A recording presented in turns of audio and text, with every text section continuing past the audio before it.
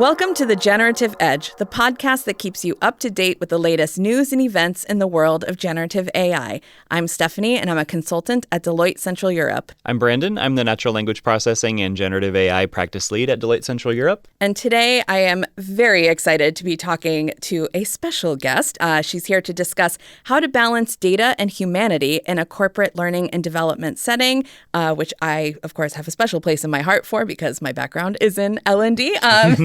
So let me welcome our guest, Dasha Kosse. She is the founder of DaKo Coaching and the author of the signature DaKo Coaching method.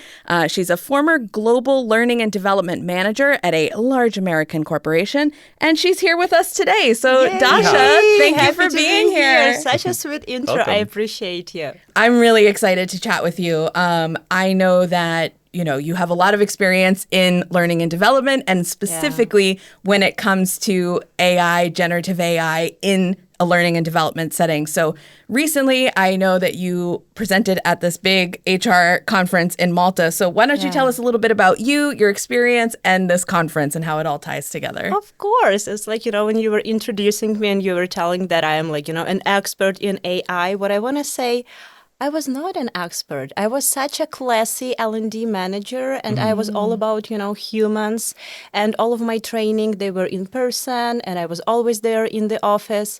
And I think I had to change to be modern, to be up to date, to make sure that we are effective, to make sure that we are bringing the best of L&D on the table for our people, right? Because it's like, horses are great, but cars were invented.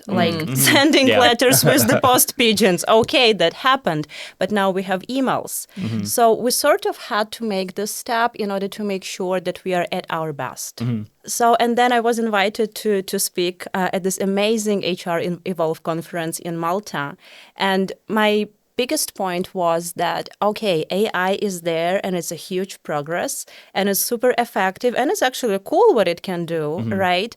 But hey, guys, don't lean towards AI fully and completely, because then what will happen? We will lose the human element. Yeah. We will lose this, humanity. We will lose empathy, which is so necessary, right? It's like it's not only about being effective, but it's about being human. So my punchline in the presentation was like, we're actually becoming data rich and empathy poor if we are, leaning towards that AI and forgetting to talk to our people, right? To ask, oh, Steph, how are you?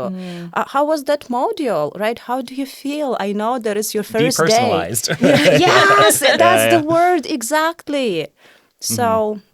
Gotcha. Do you feel like a lot of this is, so you say that you kind of had to switch modes a little bit, right? Yeah. When AI started getting into HR, is the change coming from outside of HR? So like AI is being pushed, or there are requests for within like learning and development or within HR of we need more AI. Where can we fit it in? Like, is it a push or is it like a pull? In my experience, we were the generator of these ideas. We were like, okay, you know what, that looks cool. What if we go ahead and try it? Gotcha. And so we started trying, and our experience been amazing. Well, sometimes we were falling, sometimes we were using generative AI and for the design of our decks, and sometimes it was like horrible. It was the Steph is laughing because she knows what I'm referring to. It's like generated people with 15 fingers or no faces. Very strange eyes and very mouth. strange, yes. Yeah. I included those pictures in my presentation, and I was joking around. It's like, oh, this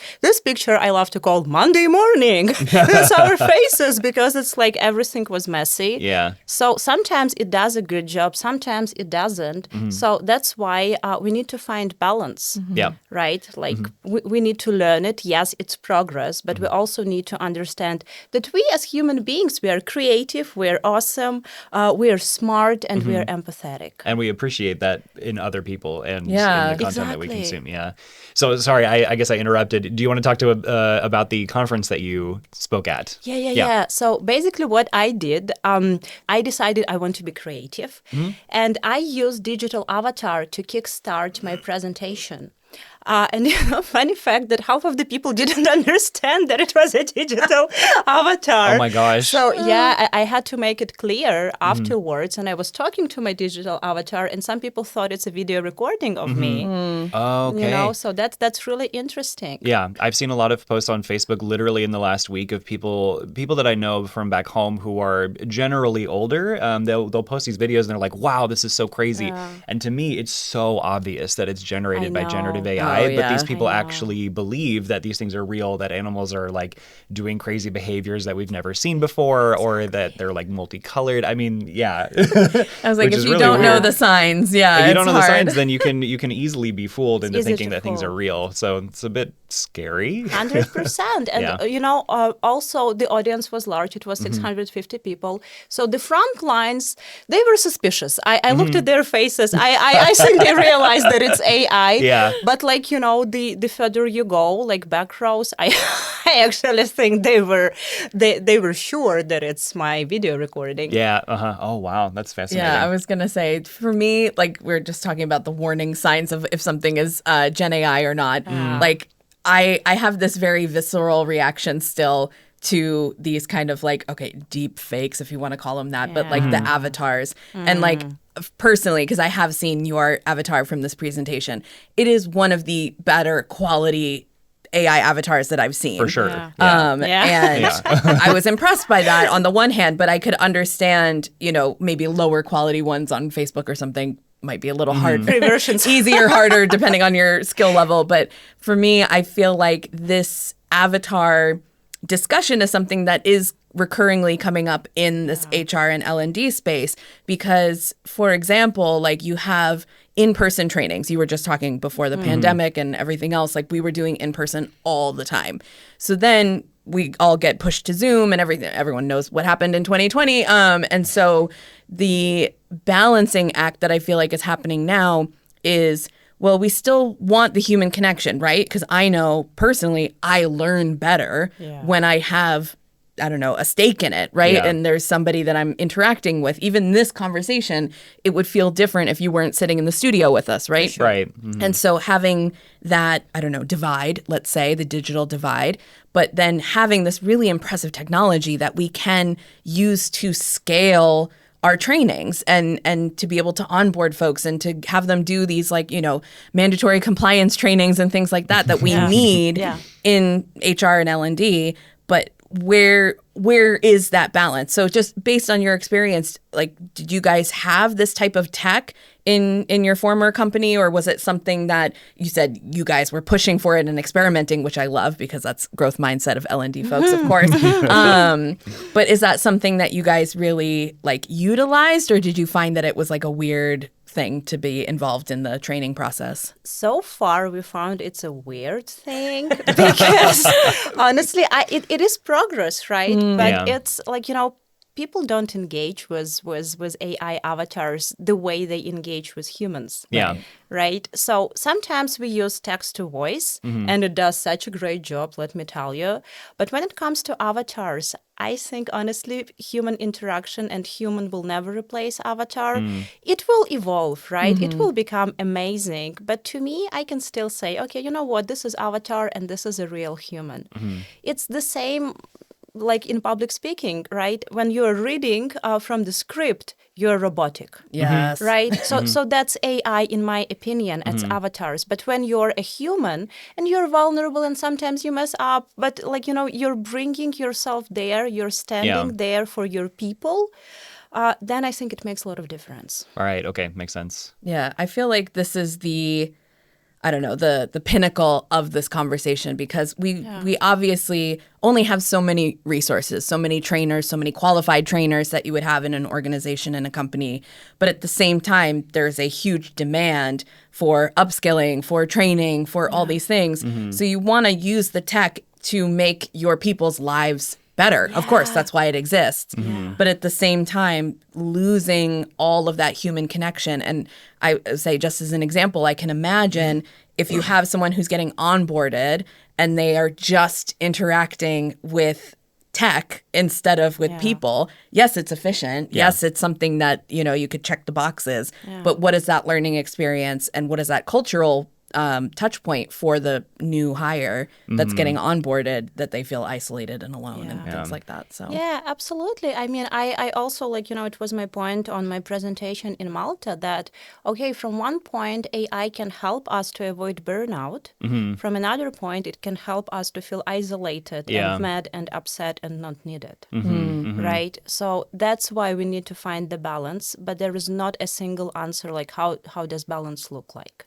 For Stephanie, it looks this way. For Brandon, this looks this way. For Dasha, it looks different way, right? Yeah. So there is no universal recipe for this. Okay, people, balance is this plus this equals balance, right? So it's like we need to interact with our people. We need to ask our people. We need to go out there and look what are the offerings of AI. And then we need to do this 360 assessment and really understand what is out there, what our folks think, and marry it together for the best results, because it depends on the industry, it depends on the size of the company, it depends on so many different factors. This is reminding me a lot of, so my academic background is actually in linguistics, and I specialized in second language acquisition and in language teaching. And one of the things that really strongly predicts success in learning another language is how much time you have with another person. So you can have worksheets, you can have textbooks, you can have applications on your phone or whatever for memorizing vocabulary, but the number one predictor for success in learning a language is actually using it in a context where other people are using that language. Exactly. And so you can really offload a lot of the work that people are doing, but what are the effects that you're actually going to see in learning and development? Do you have any research? Do you know, are you aware of any where learning and development outcomes are specifically different for AI-based modules versus or just computerized modules versus actual people? Yeah. So first of all, I now understand why you know so many languages. I'm like, whoa, okay. His favorite party trick. Yeah. What I always love to say, we can outsource technical stuff to AI, where it's not necessary for the trainer to speak 2 hours in a row if it's some common stuff or job-specific stuff. Okay, this is number 1A, number 2B. It's and it's a repetition. So this is something that I feel can be outsourced to AI. When it comes to human interaction, interpersonal skills training, other skills training, mentoring and coaching, which is very important because I looked up the statistics, is 96% of learners, they prefer mentoring and coaching, right? This practice. Being there, with the person who went through these experiences and who can help you, this cannot be outsourced. Gotcha. I was going to say, it's interesting to me because I feel like the ethics tie into this as well. So you have people saying they prefer, in a learning environment, in a coaching environment, they prefer to have that hands-on touch point, someone who's been through it before. That is the way. I know I prefer to learn that way. So the vast majority, it sounds like you said 96 or something like that % prefer that type of thing. But I see that there's maybe potential or a leaning towards trying to outsource some of that, which we know is maybe going to be better suited to actual humans.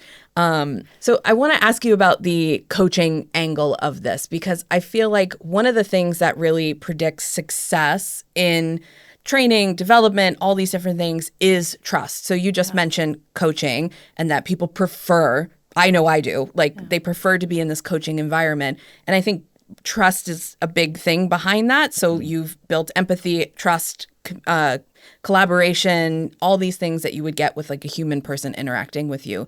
But of course, we see this leaning towards AI and using the tech, which again, for scaling purposes, I get that. What do you think is the thing we need to do to build trust so that people, A, want to use that tech and then also know when not to use that tech? That's a good point. Well, I think we need to be vulnerable, first of all, and vulnerability builds trust as humans, right? What we need to do in order to build trust with AI, we need to ask our people. I never like to assume, because I can assume gazillion of things and then I will end up being wrong. I would rather, when it comes to learning initiatives, I would rather talk to people. So I would talk to my guys, like, employees of my company. I would also go outside and talk to L&D experts. I'll say, okay, so this is my case study. This is what I'm planning to do. I need to outsource because we're scaling. Yeah. Right? What would you recommend? What are your best practices? So collecting this information is the best way to go. Again, it's like, sorry, I'm not giving you recipes, how to do that. But there is no universal recipe for everything. My recipe is first learn and get as much information as you can, right? And be people oriented, even with AI. Ask them. Tell them exactly what you need to do. Like, okay, guys, we need to scale. So this is this amazing technology. So we're planning to utilize it. We have this parts of our learning. In what part do you think it would work best for you? Right? And then they feel valued because, okay, my opinion matters. That's cool. And so then they will actually want to watch this course much more, or interact, because we already put them in the center and we're already partnering with our people. So they feel they're part of this. Yeah, the inclusion part of this. Yeah. Actually, that reminds me. So I'm curious, because I know you also have some experience like working in DEI, so diversity, equity, and inclusion initiatives. I'm curious what maybe some of the ethical aspects would be. You were telling us an interesting story offline about this. So maybe this is a what not to do, or maybe an interesting data point. But can you tell us a little bit about the interesting story that you had for that? Totally. So when I was preparing to my keynote speech in Malta, I actually partnered with some L&D experts worldwide, and I interviewed them. What are the best practices of them using AI? What stories they can tell me about introducing AI? And one of the super interesting stories from the Ukrainian company and from Ukrainian L&D girl was that they tried avatars, our favorite avatars, in their cultural training, in their diversity, equity, and inclusion training. And that didn't go well. Oh no! The feedback was confusing because people realized that those are not real people.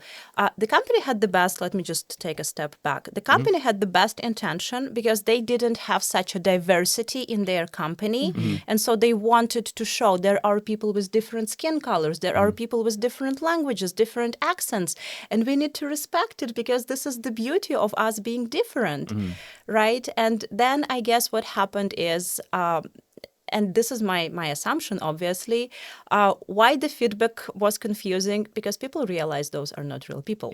Right? And so, why I need to, have robot as my role model. I guess that was the main point of confusion. Gotcha. Yeah, and I imagine that it's pretty difficult for other companies to develop convincingly and culturally real avatars. I would say, mostly because everything is driven by the same technology. So the way that you visually represent those avatars doesn't actually change that the underlying technology is the same.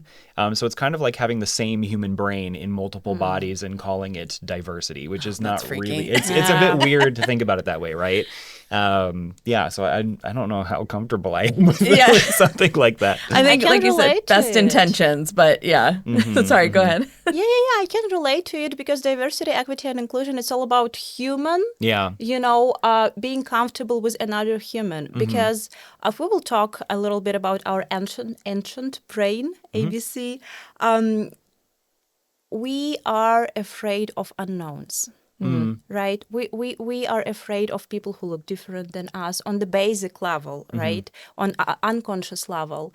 And so diversity, equity, and inclusion, it's all about teaching people that it's okay. It's safe. You're safe with other people. People can have different preferences. They can have different opinions. They can look different. They can behave different, and it's okay. Of course, there are ethical norms, right? Behaving different and other stuff. But on the basic level, that's that. And it's all about humans. It's not about machines. Right? So that's my point. I feel like it's funny. So producing this podcast, the more we talk about the tech, the more we end up talking about humans in society, exactly, which is great, Great inside stuff, yes. Yeah, but I think this really is, and that's why I was like so taken with your keynote, was that it really is discussing this balancing act that we need to have. So we always talk about, when we talk about this podcast, like, yes, we want to talk about the tech. Yes, I tell him not to get too technical sometimes, but like, there's definitely... I'm the one trying not to become a robot. Like, but I think this is the crux of it, right? This really is like, we want the tech to make our lives, human lives, better, easier, faster, smarter, put the adjective there. Yeah. But at the same time, like, we don't want the tech to take over so much that we lose sight of what it is to be in a room with someone having a conversation that like gives them a different perspective. For sure. So for me, I mean, even digital representations of real people. Yeah. If I'm just on Zoom calls my whole life, I'm going to be miserable, Yeah. I think we all have had a little few too many Zoom calls at this point. But I think this conversation that we're having about the balance of tech, AI, and the human element, I think this conversation is really at the crux of all the tech stuff that we've been working on and developing. So I think your expertise here, Dasha, has been really enlightening, and I really appreciate you coming on to talk about this with us.